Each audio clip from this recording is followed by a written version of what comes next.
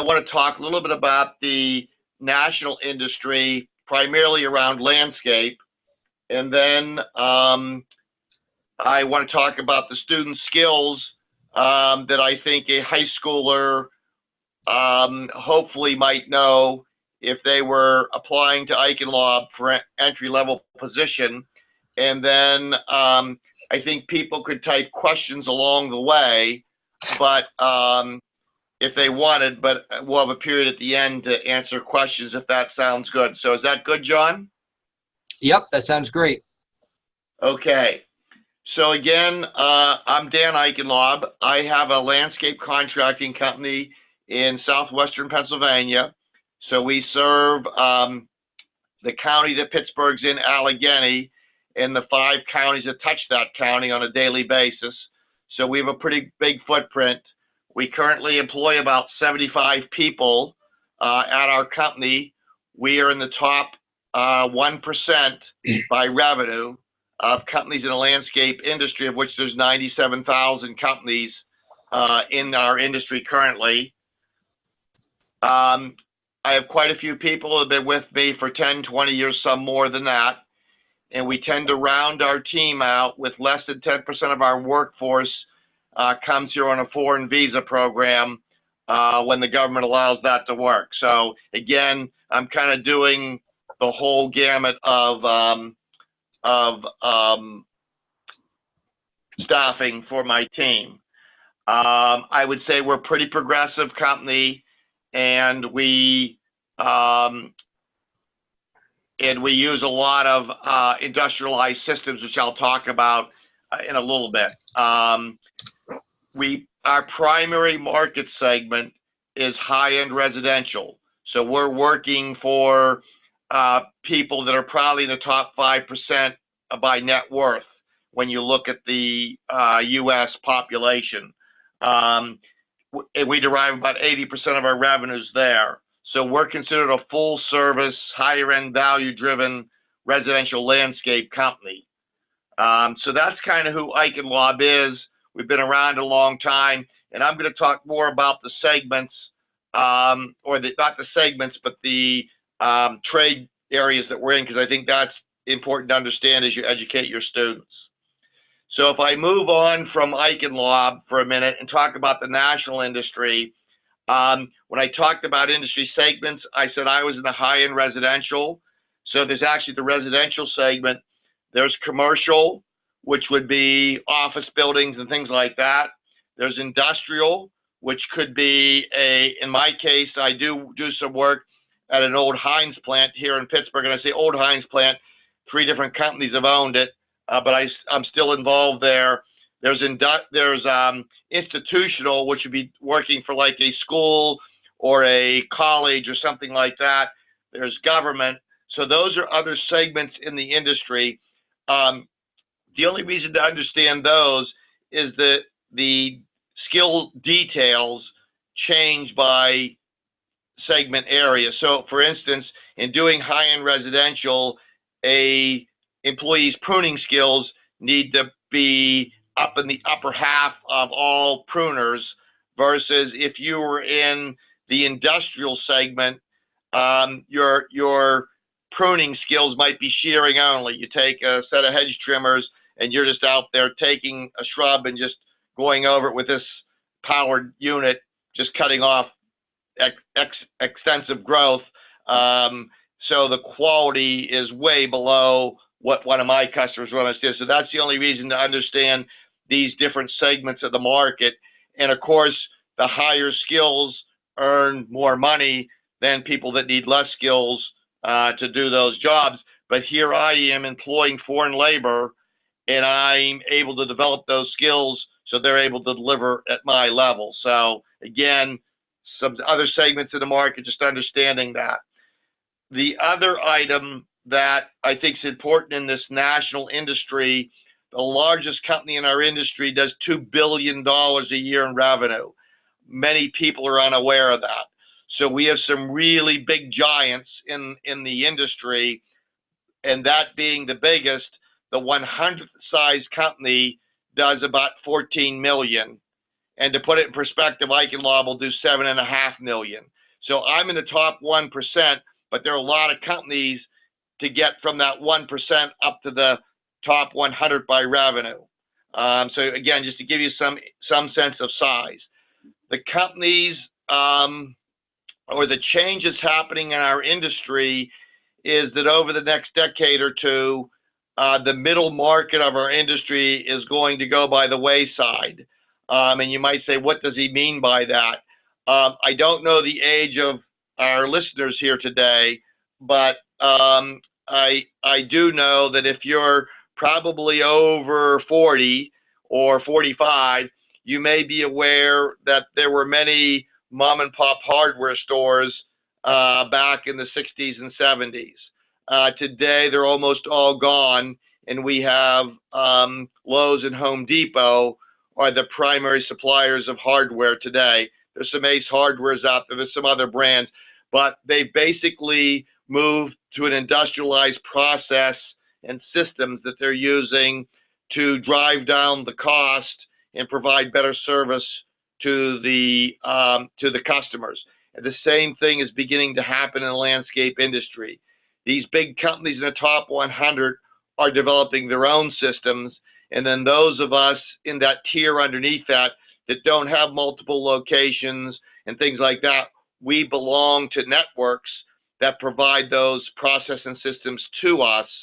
And so in that way, we are able to have the advantage of becoming industrialized, which means that we make more money per hour and bring to the bottom line, and then we can invest those dollars to either provide better benefits and things to our employees, or we can provide better customer service. So that's a change happening in this, and I think that's important for you to be aware of, because as you're trying to educate these students, you need to be preparing them for way beyond what the industry they might think they know now, and also the industry that their parents or others might share with them, because the industry is not going to look like it does today, a decade or two down the road. So if we move forward then from there, especially now, I'm coming back to Eichenlaub a little bit, but this is generic to the industry in Pennsylvania. There are a number of trade areas that we employ people in. So we have the whole landscape management part, which is the maintenance of these landscapes, which include the pruning and the edging and the mulching and the lawn, tree, and shrub applications, in starting up and shutting down irrigation systems and water features and things like that. So there's that whole landscape management portion, which is probably about 80% involved with plants or living things, and 20% in that irrigation water feature type stuff that's not living. So that's the landscape management area. I don't want to use the word segment. And then you go over to the project area, and the project area has two major activity areas. There's the hardscape side, which is the non-living side, meaning irrigation, woodwork, stonework, or these manufactured blocks that people make, pavers, things like that. That'd be the water features, the drainage, the sustainability features, which might be a rain garden or bioswale or something like that, or in the hardscape side. And then there's the whole planting side. That's the trees, the shrubs, the perennials, the seeding, the sodding, and even in the water features or in the sustainability features, there are plants involved. So there's aqua plants in a pond or water feature. In a rain garden, there's obviously plants that we need to make that function properly. So again, that's just to try to give you a bigger picture of how this looks. And I did that because when I talk of student skills, I'm going to talk for a minute about those soft skills a little bit, but then I'm going to go into skills that might be important if something wanted to be in that planting side or the science side, I'll call it, and then some skills that are necessary for students that want to be in the hardscape part of it, which again are non-living, and you might teach some combination of those. So that's where I'm headed here today. Jonathan, do we want to, I can't see if anybody's putting up a question there or not. And maybe that's my view options here. I don't know. Yeah, no, I have my at picture this up on point, the we don't screen. have any questions. But if you do have Okay. any questions, please feel free to unmute yourself or type them in the Yep. chat box. So now the place I'd like to start about student skills, and I'm going to talk a little bit about the areas maybe that you as teachers may not think about as much, but I think are very important. So before I get to the soft skills, some of the things that I think students need help with is, one is career awareness and preparation. And today, by you being on this call, you're becoming more aware of this industry. So hopefully you can help the students begin to go out there and study this, what's going on in this landscape industry as part of this bigger ag industry, and also have them begin to understand that there's a wide variety of landscapers out there, since there's 97,000 of us, in what's the advantage of working for one of these ones that's a little bit bigger and more industrialized. You get more benefits. You have a better training system and things like that. And what do you need to do to be ready for that? I'm going to talk about those skills in a minute. Beyond career awareness, the next piece that hopefully you're talking to these students a little bit about is, how do I'll call it career acquisition. How do I go out there and get a job? And what do I want to be looking for in these companies that I'm going to go talk to, that I'm going to submit for a job? And the example I always give, if you go to a company and they're driving 1960 vehicles and there's no computer in the office and they're telling you how they're innovative, they're probably not. And so is that the horse that a student wants to hook their career to grow, or do they want to go to a company that shows that they're bringing innovation to the table and that they have training programs and they've got computers and things like that? So a little bit around that career acquisition, some helping them to learn how to get prepared for that, finding that first job would be very helpful. And then the last piece would be, if there's time in that training schedule that you have, is how does a student begin to think about a career process or a career advancement? So again, you get this first job, what are the things you might think about that you need to do to make sure you just don't take this entry-level job and you never go anywhere, but how are you going to plan and grow your career? And some of that will be driven by the company, but a student needs to be proactive in doing that. So I would have mention that as part of what you might consider doing. Now I'd like to talk for a moment about those soft skills that I think are critical. And this is independent of whether you're going to go into the management part or you're going to go into one of the project pieces of either hardscape or planting. And I'd say the number one that we look at, and my colleagues in the industry look at, is the attitude of the individual. You gotta have a positive attitude, or you're not going to go anywhere. You're not going to be attractive to the employer, and your coworkers or the customers that you're going to be serving are going to say, "What's wrong with this person? All they do is grunt at me," or whatever. So attitude's really important. Probably the highest item on that list. That probably then leads into interpersonal relations. Again, how are you going to deal with working and communicating with others?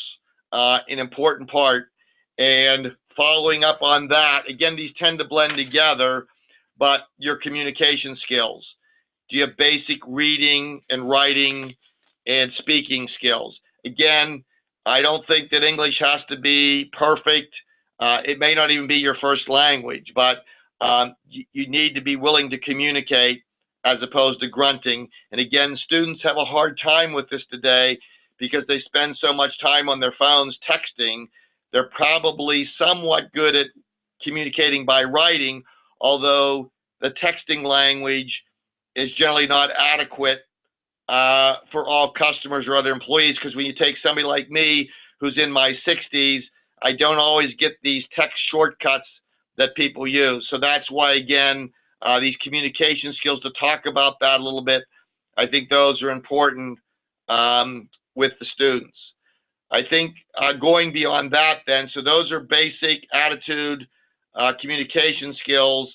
I would say the next group of things is looking at taking initiative, the ability to work independently in a group. Most of our service is provided by teams. So I'm sending 2 or 3 people that are on a crew together out to a project or to a management site to, in fact, perform their services.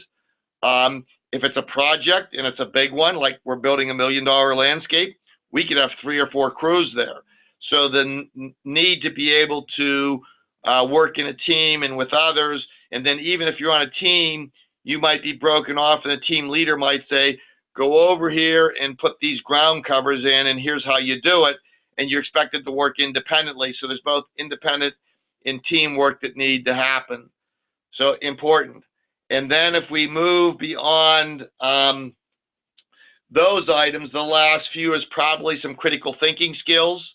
How might you say that, boy, something's not going right here, or this doesn't seem to be coming together the way the person that showed me how to do it.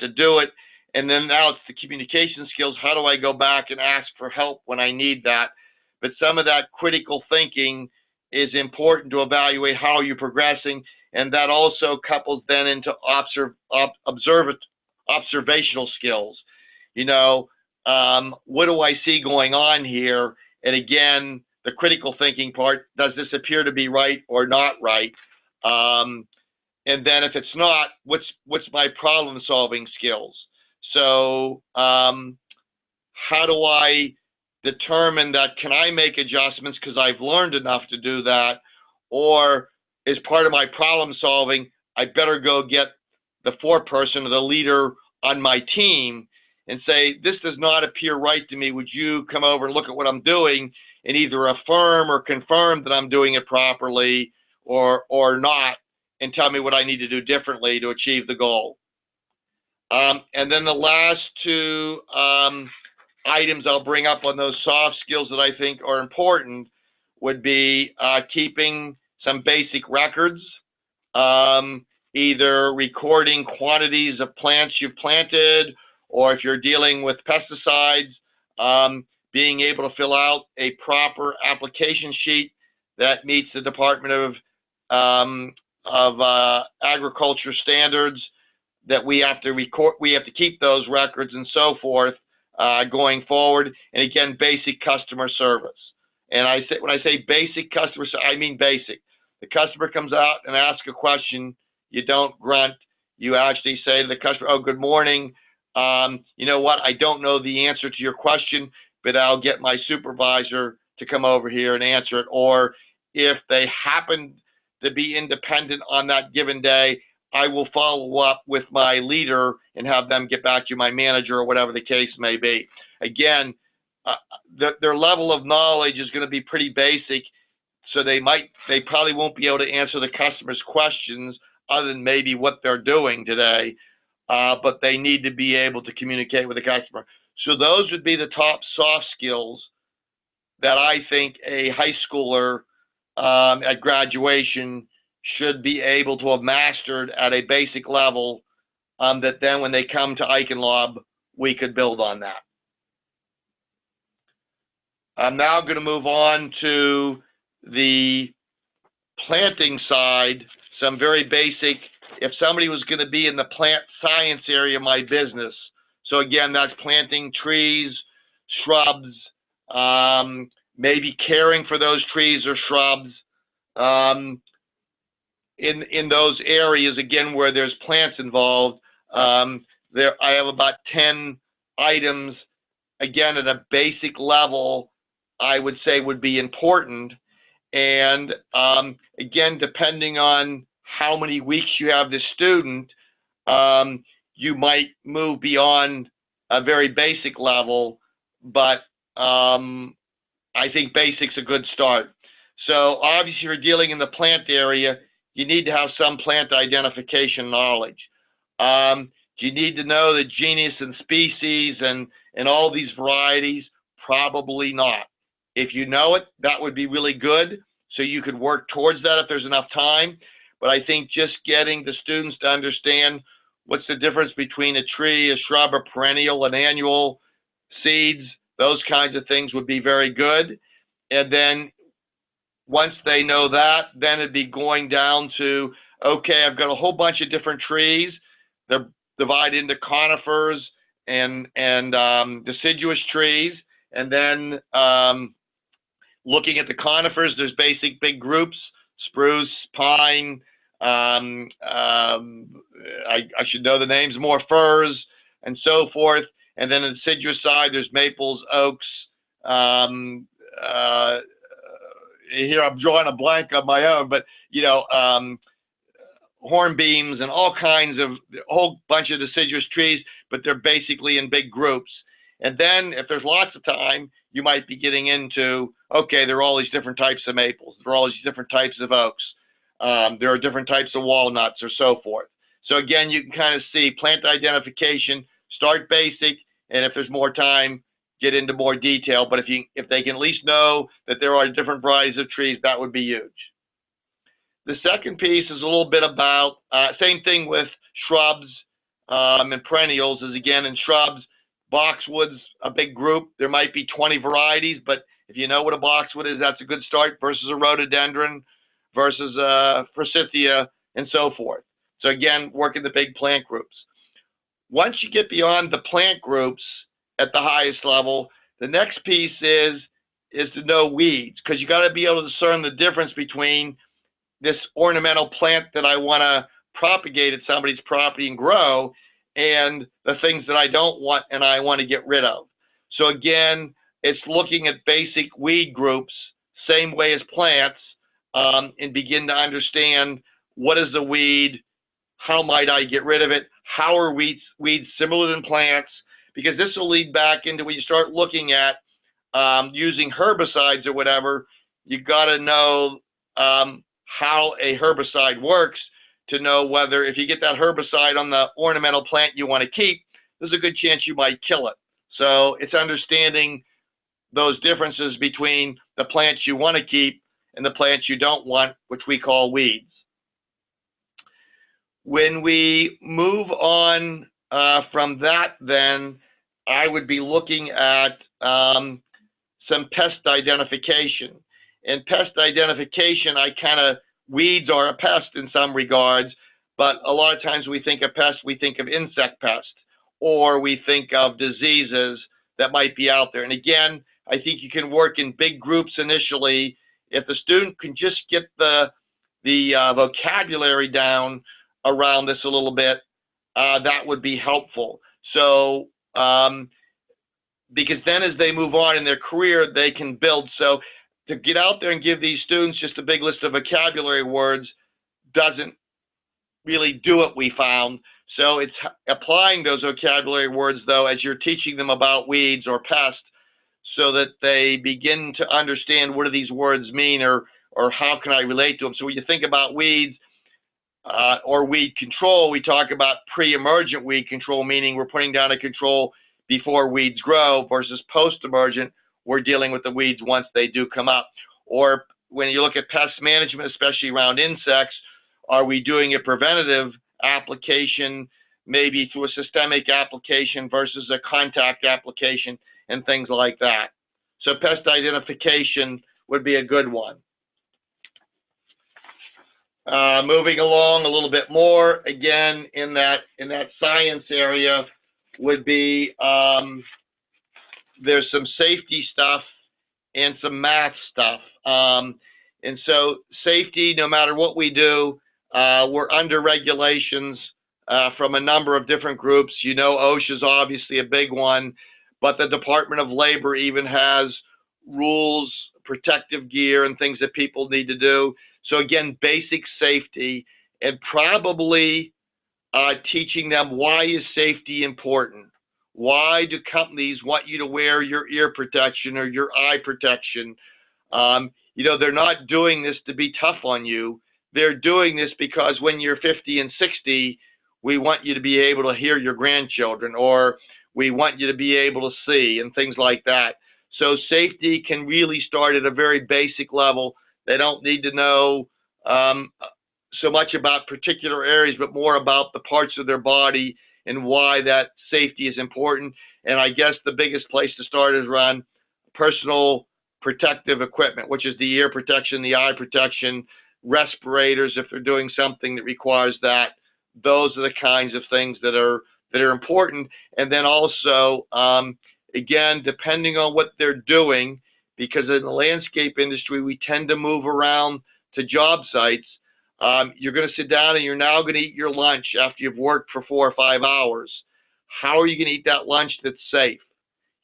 So, and again, I can get into details, I won't, but to give you an example, it might be, am I going to hold that sandwich I brought in the plastic bag it's in so that my hands aren't touching the bread so that I have an extra level of safety? Or am I going to bring myself some plastic gloves like you see they use in food preparation? Am I going to bring some of those to slide on my hands? Because I might not necessarily have the ability to wash my hands as easily as I would if I worked in a plant or a facility. I'm out here on a job site and maybe the water isn't turned on yet. Or do I bring handy wipes or things like that? So again, I think if you can look at this at the basic level and why it's important, that is good. The piece of safety that people don't think about so much is also safety in my actions. Students today spend a lot of time on their phone. You can't be on your phone and be safe. You can't be driving down the road and texting people. You can't be standing at a job site not watching what you're doing because you're texting or something like that. So again, around phone etiquette, phone safety, in driving or operating equipment, those would be those critical first educational pieces to do with a student. Moving on then to a little higher level, but still important, is some basic soil science. And this isn't understanding all the math about the soil, but it might be what are the basic components of soil and what are the basic nutrients or factors that impact soil. So those would be your basic 3 nutrients: nitrogen, phosphorus, potassium. And then they should know that there's a whole host of micronutrients, but maybe not studying those in detail, and then knowing about pH and why pH is important. Again, there's a lot going on today where your students in the next decade, knowing about the impacts of what they're doing on the soil that have an impact on the environment are going to be critical. More rain gardens are happening. We're trying to keep nutrients from going in the Chesapeake Bay, or in my case, the Mississippi, or what we call the Ohio River Basin. So again, it's knowing about the soil science enough to know why am I caring about the soil, and then those materials that impact that, the fertilizers, basic fertilizers or pesticides. What do I need to do to make sure that I'm not contributing to an environmental negative impact? So if you're going to apply fertilizer, why am I going to take that and make sure there's none left on hard surfaces and things like that? And again, at some future meeting, we could talk about maybe what the ingredients are of those, if that's important, but that's the kind of stuff I'm thinking about, soil science. And then plant science, the same thing. When you think about a plant, and again, these are all basic. What are the basic parts of a plant, and what do they do? What do leaves do? Photosynthesis. What do the stems do? What do the trunks do? What's important about this stuff? Because again, as they get to work at a company, and we're going to develop that a little bit more, or talk about the herbicides or the insecticides that we want to use, and we say these are systemic. If a student understands how a tree root takes up stuff for the plant to use, and puts that up through its trunk system to its stems to its leaves, then they'll understand that mode of action a lot more. So again, I wouldn't expect a student to come here and be able to tell me everything about plant science. I'm looking for them to know the basics: the roots, the trunk, the stems, the leaves, or if it's a conifer, the needles, and again, how this interaction works.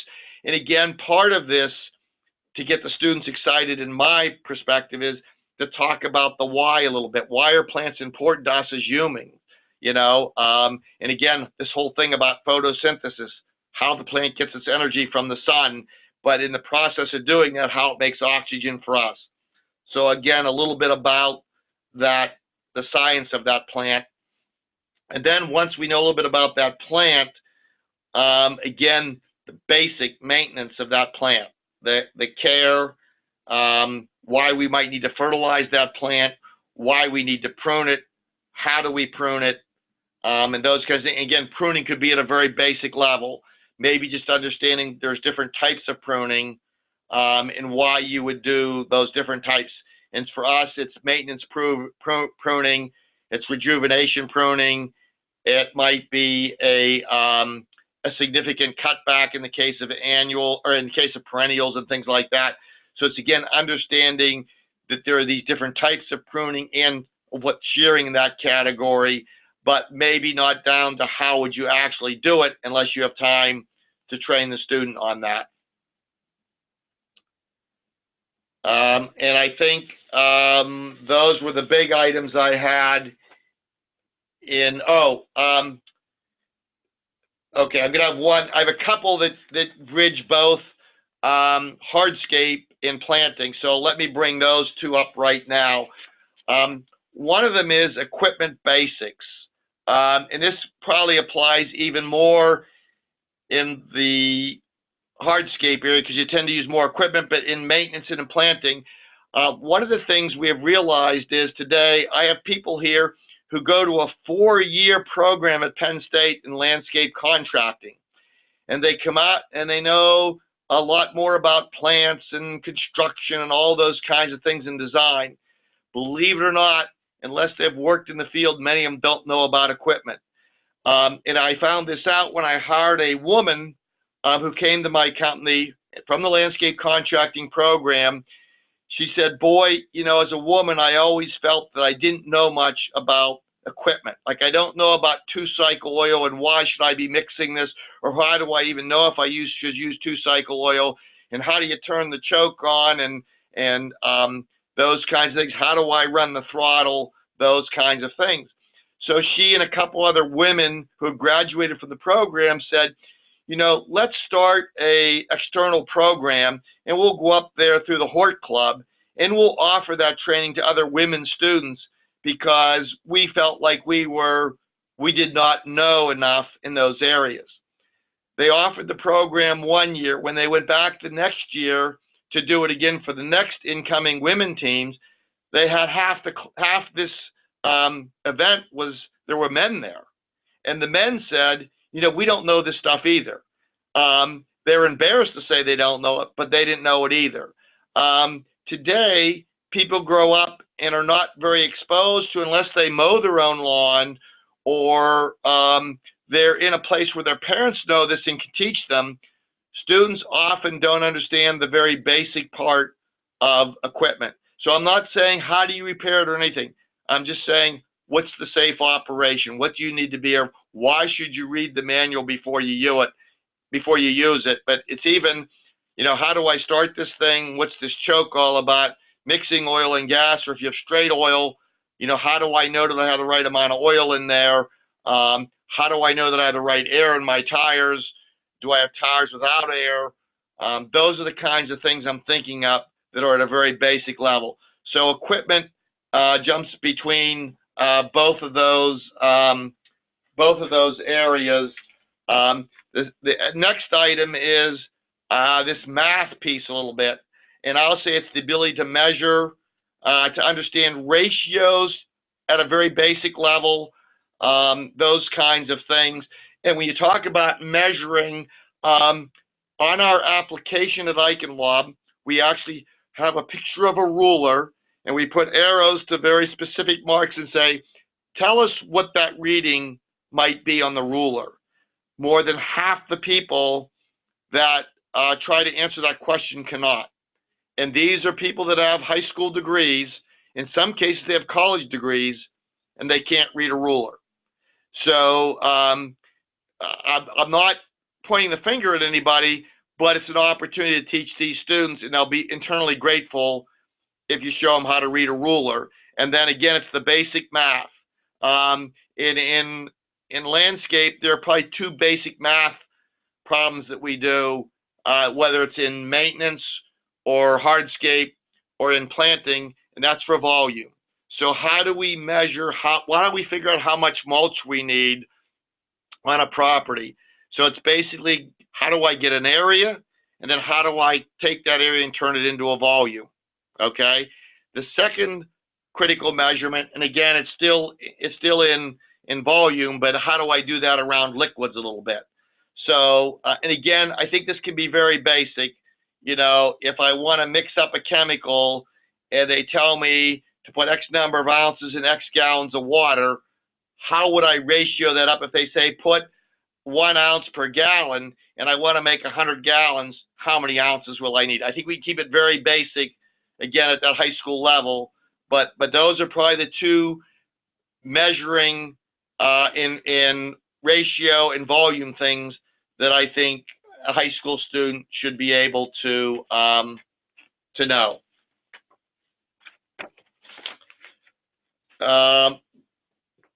Moving on from there and going to the hardscape side a little bit. So these are the non-living things. Again, if the opportunity is there, again, it's giving them basic skills. And remember, I talked about irrigation, which you could think about like plumbing. We deal a lot with plastic pipe or poly pipe that's put together with compression fittings and some things like that. So it's just knowing a little bit about these different materials and how they might go together and things like that. In the case of electrical, basic electricity, low voltage or standard voltage, low voltage. Plumbing and irrigation are very similar. It's all about getting the volume of something through a pipe or a wire. So again, they're very similar. So it's just understanding the very basics around those items would be very helpful. Basic carpentry, which is just a little bit about how do I use this ruler that you taught me about to measure, and how might materials be attached to each other. Again, today we do a lot with a screw gun. We use nails in other situations. Why would I choose nails over screws a little bit? Again, the very basics, when you think about it, can we get the students just acclimated to that a little bit? And again, that might be done a little bit by building some very basic products, a birdhouse, a set of stilts to walk on, and things like that. And there are a number of places that you can get those, some of those ideas from. 4-H has a number of them. Most scouting books have, in order to earn badges, they have little projects you can do around these same areas. So again, if you've not thought of those, you're trying to look for projects to do at the very basic level, those are usually some good places. Girl Scouts, again, similarly. But if they can learn a little bit about the basics, wood, water, and again, in the masonry area, so stone, block, it might be a little bit talking about frost and how frost heaves ground and why you need to put a foundation in. And again, at a very basic level, I'm not expecting them to come out and say, oh, I know I need to put a 12-inch foundation under this wall. They just need to know that a foundation needs to be there, I think would be the basics if the student was interested in this whole hardscape side of the business. And then probably at a little higher level, it would begin to look at how might I read a blueprint a little bit, or how would I take some set of instructions and begin to implement that? How might I do a little bit of problem solving around these hardscape functions? And probably then, if they were going to go in this hardscape side of things, that's where I'd go from that very basic equipment, mixing the oil, gas, whatever, to maybe some higher level equipment operation. So maybe a little bit around a ride-on mower, a skid steer is probably too much, but a ride-on mower, maybe some heavier level power tools, again, a screw gun, a battery-operated saw. The school district probably won't let you have a chainsaw, but if you could do some other saw-related stuff, those are all probably important things. And maybe a little around, when you think about the maintenance equipment, maybe shears, how to, tighten them, assess them, lubricate them, those kinds of things would be important there. And again, building on a very low level problem solving, which I talked about in that soft skill side, but you might look at that in this hardscape area, is if something's not going together right, what's going on here that I need to look at differently. So those are some of the areas. Again, I'm sorry I don't have this list up on the screen for us to see. I could potentially, if there's interest, I could try to get that in an email and we could get that out to people or whatever. But I think those are the basic skills. If a student was particularly in a ag program and it was focusing on the landscape area, and again, the last two areas were really a lot more about the landscape area. In the case of plants, that hardscape side could be related to other construction-related teaching that might be going on at your school. I'll say this: the soft skills. I don't care what part of ag somebody wants to work in. Those skills are probably similar for every ag industry, no matter what the student was looking to do. That being said, start thinking of your questions. I'm gonna finish with the last piece is about, and I talked a little bit about a student's progression and you helping them to understand after they get this entry-level job, where might they go?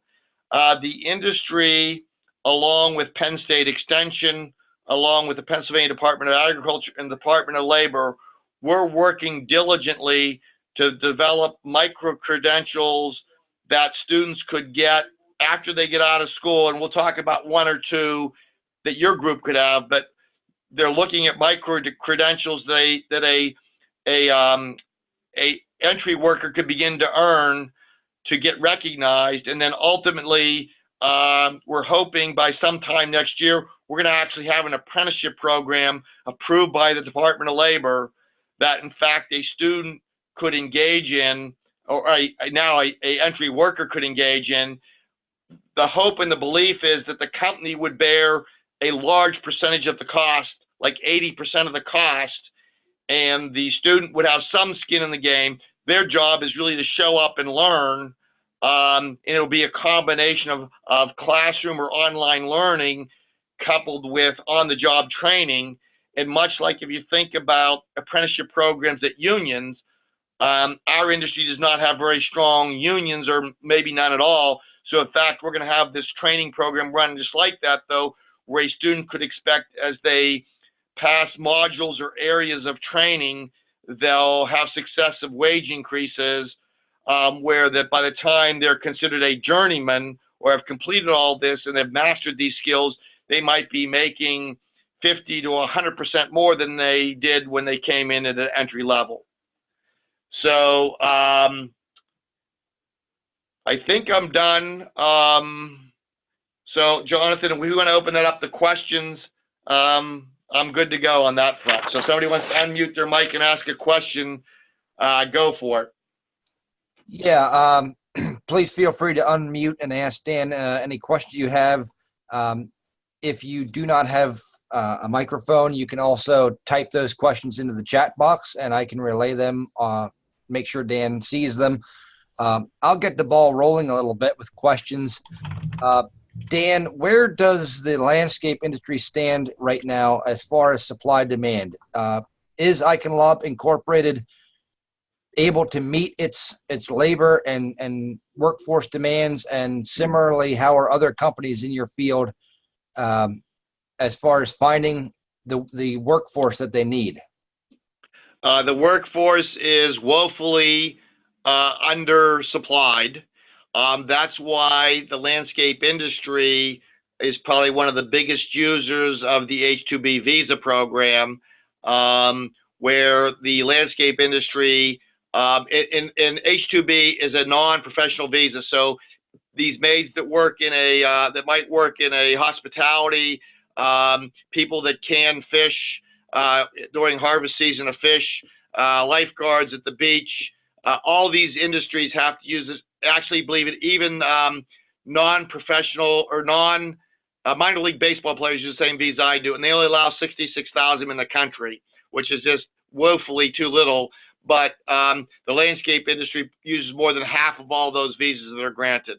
So really high demand for our industry, and that's why the Department of Agriculture and others are looking at how do we take people that that need training and get them into this industry where they could, there are career progressions that they could take, so they could come in at entry level, and in 10 years they could be a manager or a general manager or something like that, depending on how affluent they are to learn, they want to learn or whatever, or they could remain being in a technician position, but they may have a lot more skills, so they might ultimately go on and get a commercial driver's license or get a license to be able to test backflows on irrigation systems, or there's all kinds of certifications as they develop their skills in the industry more. So the demand is very high. You know, that's probably the number one roadblock at Eichenlaub and most other companies to growth. Eichenlaub is very fortunate. For many of you that know southwestern Pennsylvania, we were the steel capital of the world. In the early 80s, steel died. 600,000 people lost their jobs and moved away. We reinvented ourselves here in 2012. We got back those 600,000 jobs, but not in steel. We got them in energy, medical, and technology. And so our economy is really booming. Eichenlaub's growing at 15% a year, which just blows my mind that that's possible. The first 25 years in business when steel died, I just tried to exist. The last 20 have been so much fun, I can't retire. So, and I think even in other parts of the industry where the economy is not as robust, the demand is still very high. So again, a great opportunity, and students can come with very basic skills. We hire people right out of high school. So we're forced to. So I have people that could be here with just a high school degree, some without even a degree. We have people here with 2-year degrees, 4-year degrees. So we have people at all different levels that come to Eichenlaub and start at different roles and grow from there.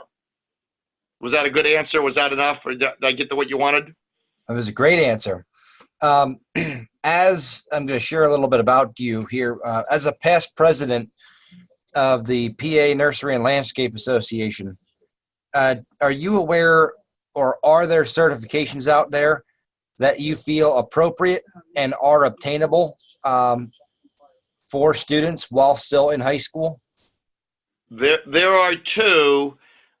Again, it would be that you'd have to either teach more advanced programs around plant knowledge, probably for them to get both of these because they're both around the plant area. One is the pesticide license, which is given out by the Department of Agriculture. And the pesticide license, there's a core portion, and then there is you take a test in a specific area. So if I want to do lawn care, I take a test around turf. If I want to do plant care, I take a test around plants. If I want to do like home pest management, there's a structural pest module and things like that. I would think that the students could pass the core. A high school student could pass the core, hopefully with your basic training.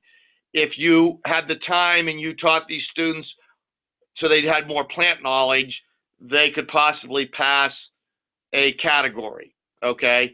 The second opportunity for a certification would be the Landscape and Nursery Association has the Pennsylvania Certified Horticulturalist. That is a pretty intense test, even for somebody that's been in the industry. But we created a version that's kind of like a PCH in training that a high school student could take and get that basic certification, and I'm sorry that I don't know the name of it, but again, we could get that information out. But the Pennsylvania Landscape and Nursery Association, known as the PLNA, if you reached out to them, they could tell you how to find that certification. It's relatively new, which is why I just don't know it off the top of my head, but that one is out there, and we're looking to call that a micro-credential. So it's something a student could take when they leave, and if they showed up at least at my place of business, that would be highly recognized as somebody who's on the path, and I could look to get other certifications pretty quickly following their employment and ongoing training. So I'm very fortunate in that Eichenlaub employs the most Pennsylvania certified horticulturists of any company in Pennsylvania. I believe strongly in these credentials for two reasons. Actually, there's three reasons. One is, to the person who achieves them, they feel like they're growing. It's important to have if we want to retain them, they got to feel like they're growing. Number two is that certification, these are not rubber stamps. You have to really have the knowledge to pass them. So it's these people have really achieved a level of knowledge that is good. And the third piece is we market that to our customers, because if you think about it, remember I said I deal with that top 5% of net worth individuals in the U.S. So I'm really building the Mercedes landscapes versus the Volkswagens. Well, every landscaper says I can do this. Well, our proof is look at the credentials of our individual team members. And so when we say they have these certifications, the customer says, oh, wow, okay, these guys can really do it. So the one thing I do want to correct on the notice for this, or the screen that John had up initially, they had our website is Eichenlaub. They had Eichenlaub Inc., and it's actually Eichenlaub.com. If you go to Eichenlaub.com, you'll get to our website. And if you go to our team, you go up there and see our team members, and in fact, see the credentials they have. So we're very much for putting out there what our individual team members have achieved, because we're using that as part of our sales tool to get the customers to agree that Eichenlaub can do it. So instead of putting down our competitors, we're saying, look at the credentials our people have, not when they see our credentials and then they go look at these other companies and they either don't know the credentials or whatever, they say, wow, okay, this company's got it. And so it's a great piece. You might even show your students, look at here are ways in your career growth or your career plan, you need to be looking at how I will increase the credentials I have so I'm worth more. If somebody came from another company and they had in a resume that they were a Pennsylvania certified horticulturist, they would most always get an interview from me. Even if I don't hire them, I'm interested in that. I'm also interested in other things that they do that aren't directly ag related. So if somebody comes here and tells me they were in 4-H, they have their Eagle Scout badge, they belong to a volunteer fire department, those other things talk a lot about the character of the individual. And so it's important that, well, you're not teaching those students those things. Again, if you can guide them and say, these things you do in the community are really important to your first job or two, and so go do them and make sure you put it on your resume. So again, that was a long answer to that question, but I wanted to get in there. What students do outside the classroom counts too, and encouragement by the teacher would be helpful in that. Other questions? Anybody? I have one more that I'd like to challenge Dan to answer for us, but does anybody else have any questions? If you're unable to unmute, you can type in the chat box and I can relay the question for Dan. Those of you joining via phone, I'm not sure if you're able to unmute yourself or not. I think they have a mute button down to the left bottom of their screen. I think if they push that, that should be able to unmute them. But it looks like everybody's on by computer phone, I think, from what I can see. So anyways, any other questions? And again, if there's follow-up, John, I don't know if you had my email post up there, but it's deichenlaub@eichenlaub.com. And again, I'd be happy to follow up with any of you individually or connect you to the people who might be able to answer a question that maybe I can't, because like that PCH, I'll call PCH Lite for high schoolers. I just don't know the name of it, but I can definitely get that information and get it to you if that's important. I think also in looking at the study materials manuals for that PCH Lite or the pesticide test might give you, again, as you look at those study materials, it might give you ideas or information about maybe some of that stuff you could be teaching the students. You'd have to evaluate how high level or low level it is, but I think it would put some meat on the bones to some of the things I said today, even about math, because when you look at the core for that pesticide test, there's some math that you need to be able to use to be able to do the problems that are in that core area. So that would give you a sense of maybe the level of math that a student should be able to do, but it's very basic. Again, and again, you might say, well, my students should learn that in math class. Well, the challenge is students learn stuff in math class, but they didn't really learn how to apply it.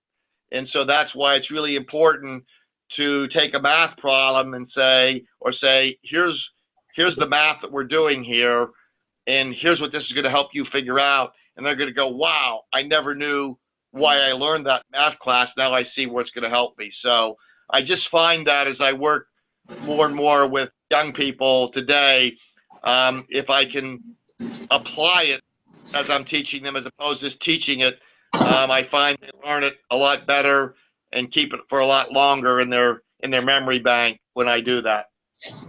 Dan, we have John, a question. you said you had one final question. Go for it. Yeah, Amy, you're up.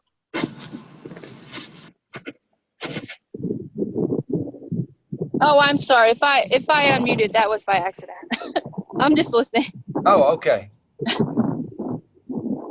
Well, so we at least know it works because you did that. So, Jonathan, your last question. Yeah, Dan, could you, because I'm a huge proponent of experience-based learning and bringing the real world into the classroom as much as possible, could you, for the educators on the call today, maybe pose a good scenario that teachers could build around in their classroom to really put their students in the real world context, a challenge that's often faced by your technicians that teachers could possibly mimic in the classroom to help prepare their students for maybe futures in the landscape industry? Boy, I don't have a good one there. I might need to repeat that again. But one of the things I think, unfortunately, because of the Department of Labor laws, it's amazing. I can hire a high school student to mow lawns for me in his own company, but I can't hire him because he's not allowed to run a lawnmower if he's under 18 years of age. So these are the kind of roadblocks, unfortunately, we put up against our students, and why it's hard to get young people to get interested in this industry, because there's a lot of it they can't do if they came to work for me as a high schooler. But I think there are some things, again, in high school, there are some things you could take them out there and show them a lawnmower and show them how to start it and all those kinds of things. I think the other thing that you could do is if you want to give them a real world experience, your school would love it if you planted a tree on campus or a shrub. So you might find out where would this tree or shrub be valued, and maybe reach out to a couple local landscape companies and say, hey, would you come bring a tree here and do a tree planting, maybe an Arbor Week or whatever, Arbor Day, and do it for these students. And let's teach them how a tree should be planted properly. So it's not too deep in the ground, not too high. How do I know if I have synthetic burlap or real burlap on the tree? And what do I need to do with that burlap? And do I need to stake this tree? And all those kinds of details. It might be an opportunity that you get a big win. Your students learn something, your campus gets beautified, and the local landscape company feels really good because they gave back a little bit by coming and working with students who might ultimately end up to be employees at their company. So unfortunately, people in our industry, because we are so labor starved, a lot of our owners are so busy trying to get the work done, they forget about the need to reach out and do this, to be proactive, to reach out to you. So if I can encourage you to reach out to them, and unfortunately you might have to reach out to 10 of them to get 1 or 2 to agree to do it, but I think they'd very much love to have a little bit of time with your students. And then the last piece would be is, again, I think at the end of the school year, people are always looking about where can we go on field trips. Well, museums and botanic gardens and things like that might be really good. Might these students really value from, let's go to a landscape company and let's see what their day starts like. So start at their facility where the people get dispatched from, and then go to a job site or two where the work is really being done so they can see what's really going on here, so they can say, boy, this really is up my alley. I like to work with my hands, but I also get to think, because I have to figure out how much mulch do I need, or do I have this plant in the right place? Because if I put this tree too close to the house, it's going to overgrow the house and it's not going to fit there anymore. So I think there's a real opportunity for students to learn how they get to use both their mind and their hands. And then if they're a somewhat progressive landscape company, you might encourage the company to show these students where technology comes in. At Eichenlaub, we don't wheel mulch in a wheelbarrow anymore. We use a thing called a mulch blower. It's a big truck. We put the mulch in, and it has a big air compressor on it, and it actually blows the mulch to the 300-foot hose out to the area of the landscape where we want to put that down. You know, so how do you run that technology? Or we can run lighting systems and irrigation systems from apps on our phone. And just this fall, we are working on Eichenlaub's looking at bringing the innovation of autonomous lawn mowing to our business. And so we had 70 students from Penn State's Entrepreneurship and Innovation call our customers and talk about how might we bring this innovation on board, but learning even about the innovation. So if the lawnmower gets stuck, it sends a text to our phone that says, hey, I got stuck at this property, come save me. You know, so technologies is changing this industry, disrupting this industry tremendously, and these students should be well aware of that, so they recognize that if you come in this industry, you're not going to be out there running a hatchet and a lawnmower for the rest of your life. You're going to be managing the technology that's doing it as we go forward. There's still a lot of physical work, don't get me wrong, but it's physical work that you got to be able to use applications, technology. You got to be able to use your brain to discern how to use your hands properly. So again, I think there's lots of opportunity. The students could have to figure out how much do they want to engage, and if they're a lifelong learner, they're going to be running a company or having their own someday as a result of it. Okay. Great insight to that, Dan. Thank you so much. If nobody else has any other questions, we're running a little over time here. I've been displaying some relevant AF&R standards pertinent to the discussion today. These, along with many others, can be found in the National Ag Ed Program Standards for mostly plant science pathways. The FFA connection, obviously, we have the Nursery and Landscape Career Development event at the state and national level. So if you have a team of students interested in pursuing careers in landscape, you can encourage and work with them to prepare for that event. Also, Pennsylvania Farm Show landscape displays are another excellent opportunity for students to practice implementing some of the skills and knowledge that Dan has spoken to us about. And then also local fair and flower shows such as the Philadelphia Flower Show and others that are around the state. Another opportunity for you to work with students to get them that hands-on connection to the industry preparation.